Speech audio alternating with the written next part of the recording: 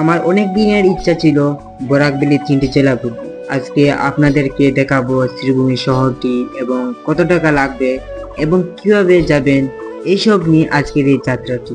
সবাইকে একটা অনুরোধ করব, ভিডিওটি সম্পূর্ণ দেখবেন।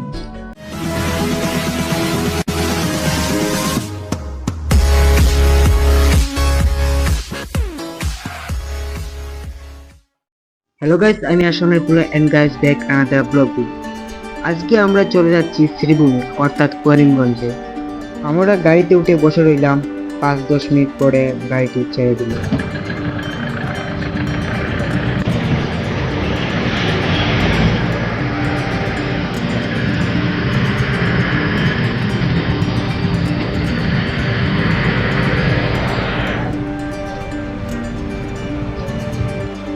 রাস্তার দুপাশে ছোট ছোট ঘর এবং রাস্তাটি আঁকাবাঁকা এবং সবুজে ঘেরা। ভিডিওটিতে সরাসরি বয়স দিতে পারলাম না, তাই অনেক দুঃখিত। রাস্তাঘাটে মানুষের কথা এবং গাড়ির সাউন্ড, তাই এই জন্য ভিডিওতে পরে বয়স দিলাম।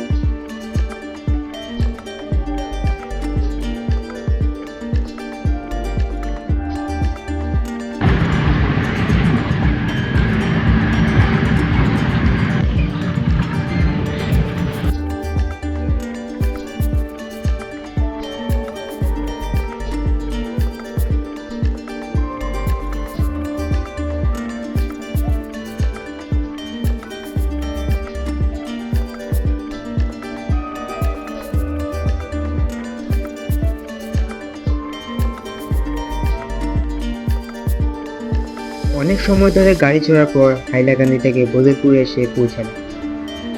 আর হাইলাকান্দি থেকে শ্রীভূমির দূরত্ব প্রায় ৪৫ থেকে ৪৮ কিলোমিটার। বদরপুর এসে প্রায় 10 থেকে 20 মিনিট পর্যন্ত গাড়িটি থামলো। তারপর আবার রওনা দিলাম শ্রীভূমির উদ্দেশ্যে। বদরপুর থেকে শ্রীভূমি যেতে হলে বদরপুর ঘাট, বাঙ্গা, শ্রীগৌরী, কালীনগর, চুপড়া এবং নিউ করিমগঞ্জ এইসব জায়গা অতিক্রম করে যেতে হবে। করিমগঞ্জের কিছু ঐতিহাসিক কথা। করিমগঞ্জের নামকরণ নিয়ে প্রচলিত হয়েছে যে 18 শতকের শেষের দিকে জনক মির্জা মোহাম্মদ করিম নামক এক ধর্মপ্রাণ ব্যক্তির নামে এই শহরের নামকরণ করা হয়েছে। তিনি তৎকালীন সময়ে স্থানীয়দের কাছে অত্যন্ত শ্রদ্ধেয় ছিলেন। করিমগঞ্জ শহরটি কুশিয়ারা নদীর ঠিক ওপাশেই বাংলাদেশের জকিগঞ্জ অবস্থিত। রাতের বেলা নদীর পাড় থেকে ওপারে আলো এক অপূর্ব দৃষ্টি সৃষ্টি করে।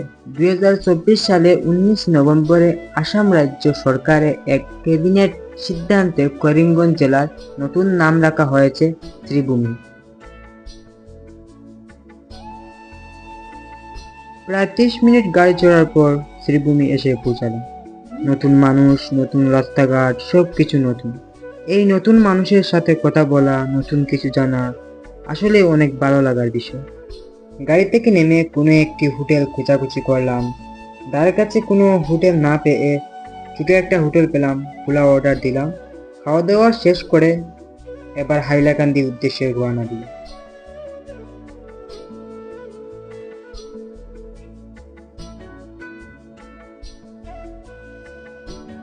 আর আপনারা শ্রীভূমিতে আসতে চাইলে হাইলাকান্দি থেকে যে কোনো বাস ধরে আসতে পারবেন। মাত্র 80 টাকায় আপনারা এই শ্রীভূমি শহরটি ঘুরে যেতে পারবেন।